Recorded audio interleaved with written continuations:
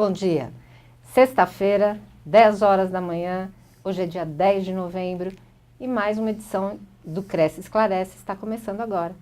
Eu aqui, vocês aí e vamos ter o prazer de conversar mais uma vez sobre assuntos de grande interesse do mercado imobiliário. Essa semana nós trouxemos para falar com vocês o coordenador jurídico da Caixa Econômica, o Dr. Mauro Rocha. E o assunto vai ser regularização fundiária urbana, novas perspectivas para os corretores de imóveis. O que isso vai trazer, o que isso vai mudar na sua realidade de trabalho? Então é isso que a gente vai discutir hoje com o Dr. Mauro. Muito bom dia, Dr. Mauro. Bom dia, Sônia. É um prazer estar aqui novamente. Agradeço o convite e aproveito para mandar um abraço para o Gilberto Yogi. Então vamos entrar no tema, doutor. A gente andou pesquisando sobre isso e, segundo o Ministério das Cidades, o Brasil ele possui mais de 50% dos seus imóveis urbanos com alguma irregularidade fundiária. Isso é um número muito alto, né? E essa nova lei, essa lei federal 13.465 de 2017, o que ela vai proporcionar de mudança nessa situação? Bom, a intenção da lei é exatamente regularizar esses imóveis que estão, por falta de título, fora de mercado, não é? E ela tem uma novidade, e é bom que os corretores de imóveis se deem conta de que a regularização fundiária que nós temos hoje, da Lei 13.465, não é mais aquela regularização fundiária que tratava exclusivamente de favelas, de urbanização de favelas, de recuperação de cortiços. Né? É uma regularização fundiária muito mais ampla e que atinge inclusive imóveis de grande valor, imóveis, imóveis em loteamentos, em condomínios de lotes, chamados condomínios de lotes, né? Além de outros tipos de condomínio que estavam, por conta da legislação vigente, fora do mercado e sem titulação necessária. Então é importante que o corretor fique atento, porque quando a gente fala em regularização fundiária, a primeira imagem que se tem mesmo é justamente essa história das comunidades, das favelas, né, dos cortiços, e não se pensa muito nesses imóveis mais luxuosos, urbanos, né, enfim, então a lei vai incluir isso também. Exatamente, a lei inclui esses condomínios de lotes, que são centenas, milhares no interior do estado de São Paulo, não é? Aquele tipo de condomínio que é fechado e que cada um constrói a sua casa como quer ali, dentro da sua fração ideal, e que não tinham, por força da legislação, titulação, porque a incorporação havia sido feita de uma determinada forma que não condizia com a situação real do condomínio. Uhum. Tá? Além disso, ele atinge algumas situações de conjuntos habitacionais que já estavam feitos, consolidados, mas que não tinham documentação, principalmente os da Coab, não é? Enfim, os imóveis lá da região do Distrito Federal também, que não tinham regularização. Ele vai fazer uma regularização ampla e geral desses imóveis, atingindo inclusive os imóveis de faixa de marinha. Né? Inclusive embora ainda não haja o regulamento, que será expedido pela SPU com o prazo de 12 meses da publicação da lei, tá? Essa lei atinge inclusive os imóveis de marinha que poderão ser regularizados também. Uhum. Então, essa lei federal, doutor, ela vai ampliar, a senhora acredita que vai ampliar o acesso à terra urbanizada, principalmente para a população de mais baixa renda? Não é exatamente o foco da lei, não é? Porque não é uma lei de reforma agrária, não é uma lei de reforma urbana, é uma lei de regularização, ou seja, de regularização daqueles imóveis já existentes, daquelas posses já consolidadas, não é? Mas ela tem também uma vertente que leva a isso. Por quê? Porque esses imóveis, em geral, são imóveis de entrada da população de baixa renda no mercado imobiliário, não é? E uma vez tendo título, esses imóveis poderão ser negociados, haverá uma nova movimentação de compra e isso aí vai refletir nas camadas superiores, né, dos imóveis, Portanto, espera-se que haja aí uma grande movimentação no mercado imobiliário nos próximos anos. Então vai começar naquilo que a gente chama de núcleo informal, com uso urbanizado, é isso? Isso se chama uma vertente da lei, né? Os núcleos informais, núcleos urbanos informais consolidados, são aqueles invasões, aquelas situações de ocupação espontânea, né? Que nunca tiveram nenhum tipo de título, tá? Posse pura, tá? Esses serão regularizados. E ao ser regularizados, eles receberão títulos. Serão os títulos de legitimação fundiária ou de legitimação de posse. Esses títulos são negociáveis. O de legitimação fundiária é um título de propriedade, efetivamente. Ao receber a sua legitimação fundiária, aquele posseiro passará a ser o proprietário efetivo do imóvel. Né? Terá uma matrícula e poderá dispor daquele imóvel a qualquer momento. Tá? Já a legitimação de posse vai reconhecer a posse e reconhecer o posseiro, dando a possibilidade de, dentro do prazo de 5 anos, haver a conversão dessa posse em propriedade automaticamente, independentemente de qualquer requerimento ao registro de imóveis. Então as coisas vão ficar menos burocráticas, vamos dizer assim. Muito menos burocrático. Essa é a principal função da lei. A lei veio para desburocratizar. A lei afastou todas as preocupações com o planejamento urbano, com o registro imobiliário e se propõe exatamente a regularizar essas situações e colocar esses imóveis no mercado para, de alguma forma, acelerar o movimento do mercado imobiliário e do crédito imobiliário, mercado financeiro em geral. Doutor, a lei altera o conceito de assentamento irregular, que é o que a gente chama, né, para núcleo urbano informal. Que impacto que isso pode causar, principalmente no nosso mercado, no mercado de imóveis? Na verdade, é apenas uma mudança de nomenclatura, né? Não mudou exatamente nada doutrinariamente. Aqueles assentamentos urbanos, de que se falava anteriormente, assentamentos urbanos irregulares, passam a ser chamados de núcleos urbanos informais. Tá? Não há nenhum tipo de consequência em relação ao mercado pela mudança da nomenclatura. Ok. Com relação aos registros de imóveis, as custas e os emolumentos para o registro de imóvel de interesse social vão ser gratuitos a partir do que a lei estabelece, é isso? Sim. A REURB, né, a regularização urbana de que nós estamos tratando, ela é dividida em duas faces. Né? Você tem a face social, que é chamada REURB-S, né? REURB de interesse social, e a REURB-E, REURB de interesse específico. A REURB de interesse social, ela será tratada pelo município ou pelos municípios. A responsabilidade pela implantação da estrutura básica será dos municípios e a sua regularização registral será integralmente gratuita. Não haverá cobrança de nenhum tipo de emolumento e nem de taxa. Já na REURB E, REURB específica, aí sim já há cobrança de emolumentos pelos registradores. E qual que é a diferença básica entre a de interesse social e essa específica? Por que ela é chamada assim? Tá. Existem algumas diferenças entre elas. A REURB-S, REURB de interesse social, ela vai atingir um público de uma determinada renda, de até determinada renda. Essa renda será determinada pelos municípios, não é? Então ela se destina a um público de baixa renda.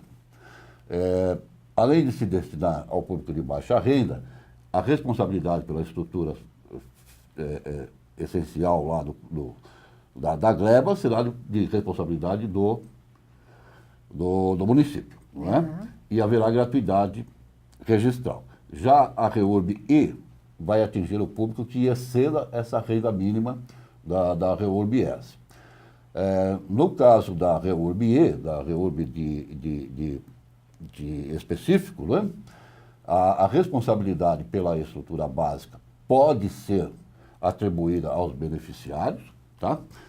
Não haverá gratuidade registral e há também a possibilidade do poder público cobrar dos beneficiários o justo valor pelos terrenos ali envolvidos. Ah, então tem uma diferença bem grande de público, principalmente, né? Bastante grande. Doutor, eu queria que o senhor detalhasse um pouquinho mais. O senhor falou em legitimação fundiária e legitimação de posse. Como é que o corretor pode entender qual que é a diferença nesses dois casos?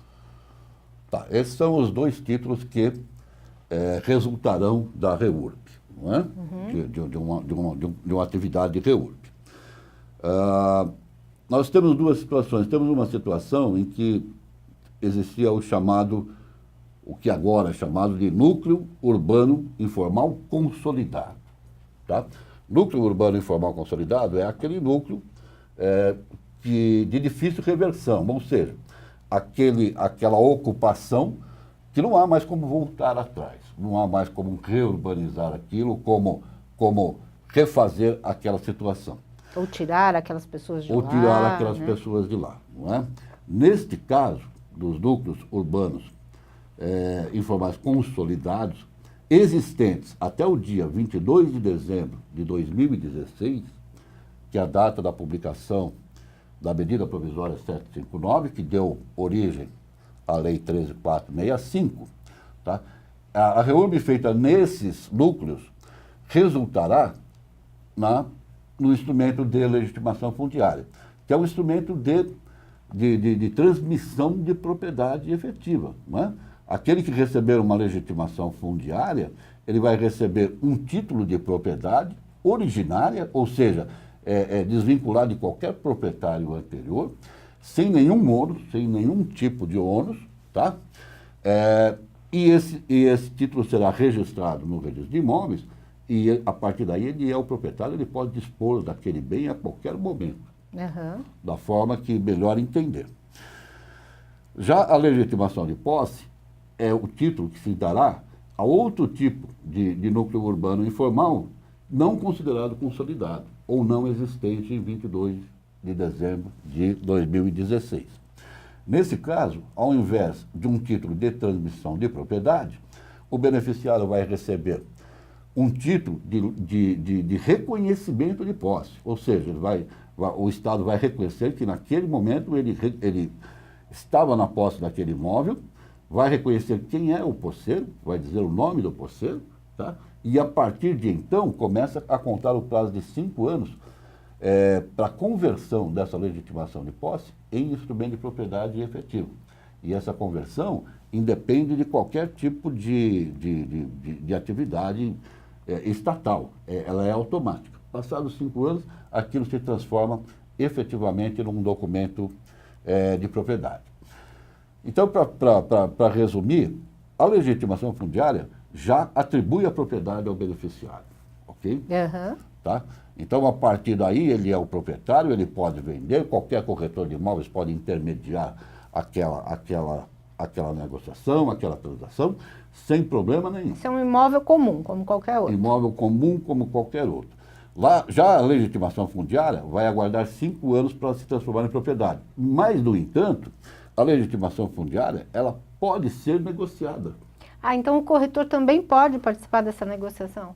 Pode também, pode também. O titular da legitimação de posse, né, da legitimação de posse, ele pode negociar com terceiros e terceiros continuarão com os mesmos direitos e cumprindo o mesmo prazo de 5 anos.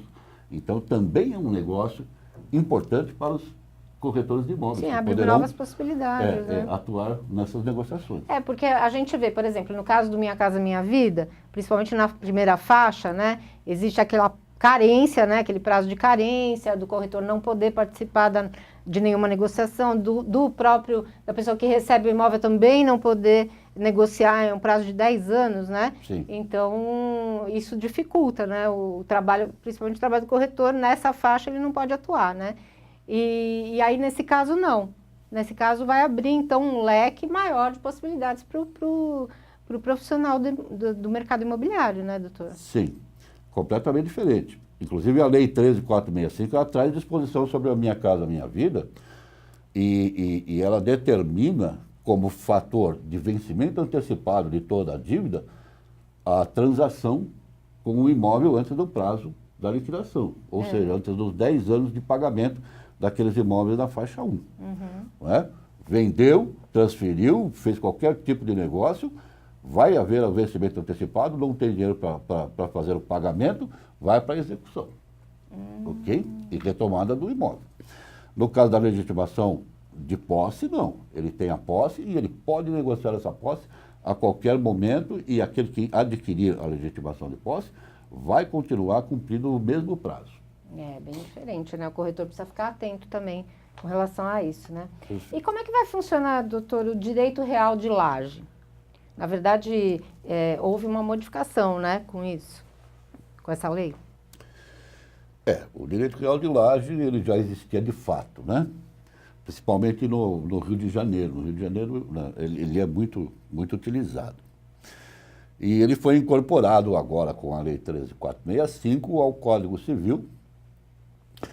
E basicamente é o quê? É o direito do proprietário de ceder a um terceiro o espaço sobre o seu edifício, né? Sobre o seu prédio, sobre a sua casa. Tanto sobre, né, quanto embaixo, como no subsolo. A lei traz essa novidade. Sempre se pensou em direito de laje Na parte superior. na parte superior, É. não é? A lei traz essa novidade de que ela pode ser feita também na parte inferior. Eu não sei se isso vai ter algum resultado no estado de São Paulo. Me parece, pelo que eu conheço, o mercado imobiliário em São Paulo, não há essa tradição de ceder parte do imóvel. Normalmente, até quando o pai cede para o filho para que ele faça uma casa no fundo e tal, ele cede o direito do filho construir, mas ele não cede mais nada. Ele é o proprietário do imóvel, né? E ele pode a qualquer momento reivindicar isso. Não sei, mas tem um outro lado dessa questão de direito de laje que é pouco explorado, que é o seguinte. A gente também, quando fala em direito de laje, a gente sempre pensa na casa de família, na favela e tal, mas não. Há um lado comercial e há um lado industrial muito forte a ser explorado. Né? Imagina, por exemplo, quanto vale a laje do shopping Ibirapuera, por exemplo, não é? Supondo que o shopping Ibirapuera pertence a um único grupo lá de investidores, tá? Quanto vale isso? E isso pode ser objeto de negócio também, né? Então, eu imagino que o direito de laje vá se desenvolver muito mais em relação a negócios de grande valor do que efetivamente aos pequenos proprietários. Eu acho que a laje, então, surge, nesse caso, como um novo produto do mercado imobiliário, né? Sem dúvida, um novo produto.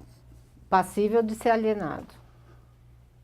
Ele não pode ser alienado, ele pode ser cedido, né? Porque, na verdade, é uma cessão. O proprietário faz a cessão do espaço sobre a laje ou sob a laje para que haja uma construção. Então, mas ele continua sendo proprietário. Ele continua sendo proprietário de tudo. O proprietário da construção base é o proprietário do terreno, é o proprietário das áreas comuns e das construções comuns, tá? Ele só não é proprietário daquilo que foi construído sobre a laje. E com relação às áreas de preservação ambiental, a lei vai permitir a regularização de moradias que estejam situadas nessas áreas? Pois é, uma das características dessa lei é que ela passou por cima de todos os critérios de planejamento urbano. Não é? Então, ela não diz exatamente que ela vai legalizar as construções em áreas de preservação, tá? Mas ela diz que vai respeitar e, dentro de alguns critérios técnicos, vai conceder titulação, tá? Quais são esses critérios técnicos? Não existem. Então, a impressão que se tem é que aquilo que já está consolidado ficará. Tá? Não se voltará atrás em relação a isso. E como é que o senhor enxerga? O senhor acha que isso é positivo ou vai trazer um impacto ruim? Bom, eu imagino que se você titular aqueles que já estão, o impacto já aconteceu. Não é? Não tem como voltar atrás. Não se pode permitir que isso aí se expanda. Aí, então, terá um impacto extremamente negativo e prejudicial a toda a sociedade. Em áreas de preservação ambiental, É complicado mesmo, né? O município poderá arrecadar e transferir para o seu patrimônio os imóveis urbanos privados abandonados, quando o proprietário, cessados os atos de posse sobre o imóvel, não adimplir os ônus fiscais por 5 anos. Quais os impactos no nosso mercado? Na verdade, não tem novidade nisso, isso já existia, isso já existia no Estatuto da Cidade, que é de 2002, não é? Foi apenas uma lembrança de instrumento possível de arrecadação de áreas para fazer a reurbanização fundiária. Tá? Isso vai depender muito do interesse político e até da disponibilidade financeira de cada município. Não me parece que seja o mais importante da lei, não. Mas é um instrumento que pode ser utilizado.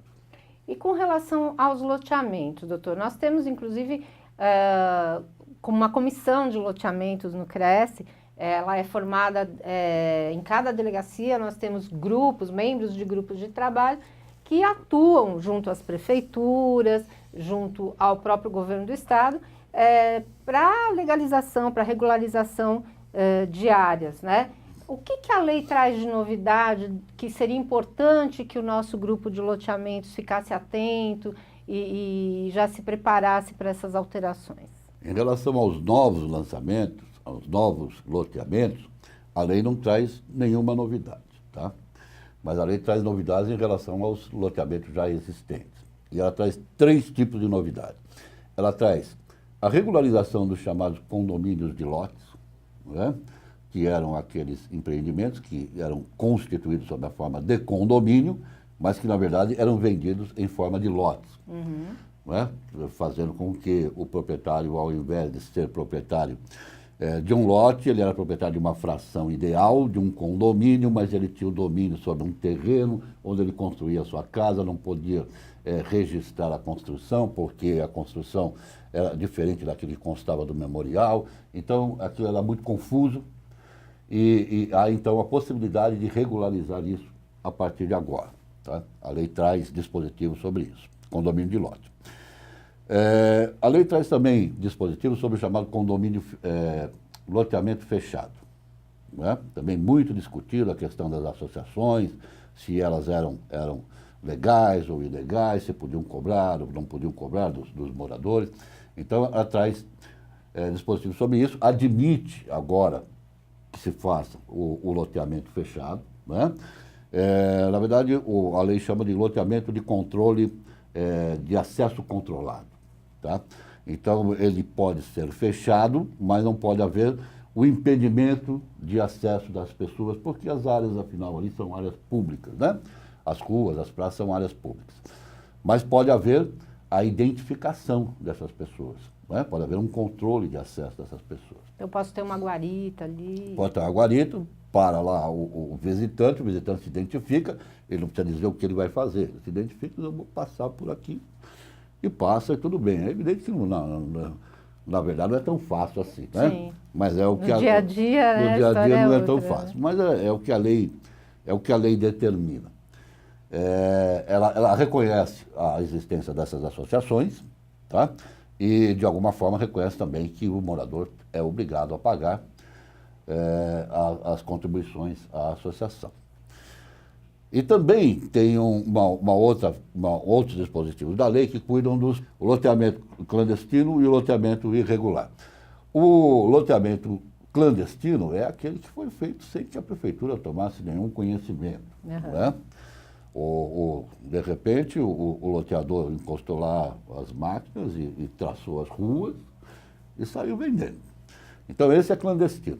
Irregular é aquele que foi aprovado pela prefeitura, então foi aprovado um projeto de construção de 200 lotes ali naquela gleba, mas na hora de instituir, de finalizar esse loteamento, houve lá uma mudança, ao invés de 200, se mudou para 300, 400 lotes, né? Então, ele ficou irregular em relação ao projeto aprovado. Tá? A lei traz formas de regularização disso. Então, serão novas unidades imobiliárias que serão regularizadas, tituladas e lançadas no mercado, né? Uhum. É mais oportunidade para os corretores de imóveis fazerem negócio. Essa regularização, então, ela será feita diretamente nos municípios, né? O município é quem fará os projetos e aprovará, leva ao registro de imóveis e corrige tudo que foi feito. O importante é que essa regularização poderá ser requerida, inclusive, pelo próprio loteador. E no caso dos condomínios de lotes, pelos próprios incorporadores. Tá? Ele já tem lá um problema, não é? Que não conseguem regularizar aquilo para os compradores, então eles vão requerer ao município que faça a regularização. Isso não afasta as responsabilidades criminais, administrativas e civis dessas pessoas, tá? Mas pelo menos regulariza a situação daqueles que compraram, que adquiriram lá. Então vai melhorar um pouco a situação de quem, por exemplo, sofreu algum tipo de problema na hora da aquisição, né? Foi iludido por uma venda que, na verdade, não deveria ter sido feita, né? Vai melhorar um pouco a situação. Não, acho que vai melhorar muito, né? Abre a possibilidade de regularizar tudo. Uhum. Essa lei ela veio para simplificar mesmo e desjudicializar, né? Tirar do judiciário a iniciativa de resolver isso. Vamos resolver diretamente no município e no registro de imóveis. Pronto. Era isso que eu queria perguntar para o senhor. A regularização fundiária, ela está sob a responsabilidade, então, dos municípios? Dos municípios. Ela era tratada pela Lei 11.977, que é a lei do Minha Casa Minha Vida, e a responsabilidade era, então, dos registradores de imóveis. Parece que a coisa não funcionou muito bem, então, aqueles dispositivos da Lei 11.977 foram revogados, e pela Lei 13.465, tratou-se de transferir essa responsabilidade para os municípios. Então, os municípios é que estão agora comandando toda esse trabalho de regularização. E essa lei, ela vai regularizar o imóvel. Esse imóvel que foi regularizado, vai ficar mais fácil até para quem quiser adquiri-lo, obter um financiamento, enfim. Então, porque a gente sabe dos requisitos necessários, né, para que o imóvel esteja de acordo para que seja concedido crédito imobiliário. Vai mudar alguma coisa nisso? Vai facilitar o trabalho também? Sim, sem dúvida. E esse é um dos principais pontos de apoio da lei, que é criar patrimônio imobiliário. Patrimônio imobiliário que possa ser vendido, que possa ser dado em garantia, que possa movimentar o setor financeiro, né? Então, o resultado da regularização financeira será exatamente a titulação, dar título aos posseiros, àqueles que têm lá a detenção daquela posse, para que eles, com isso, possam alienar e comprar outros imóveis, né, trocar o seu imóvel, eles possam oferecer em garantia de outros negócios, oferecer em garantia de empréstimos, enfim. Esses imóveis se transformarão em imóveis comuns e normais que serão aceitos em qualquer financiamento imobiliário. Não é? Terá, então, essa prerrogativa, que é muito boa e vai facilitar muito os negócios. Então, quer dizer, em termos de negócios, os corretores podem começar a comemorar. Entendo que sim. Entendo que sim. Eu acho que isso aí, nos próximos anos, vai criar... se fala em 5 a 10 milhões de novas unidades imobiliárias. Unidades imobiliárias já existentes, porém sem título, que não poderiam estar no mercado. E vai impactar até numa questão do déficit habitacional, o senhor acredita? Não é exatamente a função da lei, mas também, porque, como eu disse anteriormente, é a porta de entrada do pessoal de baixa renda. Na medida em que esse pessoal começa a entrar nesses imóveis que estão sendo titulados, esses que saem do imóvel começam a exigir outros imóveis, não é? E vai melhorar a construção e tudo mais. Ou seja, vai ter um efeito cascata bastante forte. Vai ter um efeito muito bom, né? Com relação aos imóveis da União, vai mudar alguma coisa na alienação desses imóveis? Então, dentro das REURBs, né, dentro do espírito da REURB, a União se dispõe a vender os imóveis que foram ocupados, tá? Essa venda será feita de acordo com critérios que serão estipulados pela Secretaria de Patrimônio da União, da SPU, ainda não foram estipulados, serão estipulados, mas a própria lei já traz lá alguns dados, né? Facilitando inclusive o pagamento. Então, de acordo com a renda, aquele que é o posseiro de imóvel da União poderá pagar esse imóvel com entrada de 5% e pagamento em 180 meses, com garantia de alienação fiduciária, né? De acordo com a renda, ele poderá pagar 10% de entrada e 120 meses de pagamento, ou 20% e, acho que, se não me engano, mais 100 meses para o pagamento. Enfim, a União se dispõe a vender e se dispõe a facilitar a aquisição para aqueles que estão ocupando os imóveis atualmente. Perfeito. Queria agradecer a participação do Dr. Mauro e já convidá-lo para falar sobre esse assunto, para participar de uma quarta nobre aqui com a gente, participar das palestras que a gente dá nas delegacias, para que o pessoal comece a entender melhor como é que vai funcionar essa lei, né, doutor? Perfeito, será um prazer. Eu acho que uma dos acontecimentos mais importantes do mercado imobiliário dos últimos anos, né? E tem que ser explorado, tem que ser... Porque os corretores também têm o poder de fazer pressão sobre os municípios para que os municípios atuem efetivamente na reurbanização fundiária, não é? E com isso criando, então, novos negócios e novas formas de captação e de faturamento, que é importante, né? Com certeza. Gente, muito obrigada pela audiência. Eu quero que vocês tenham uma excelente semana, bons negócios. E semana que vem estamos aqui novamente. Até lá!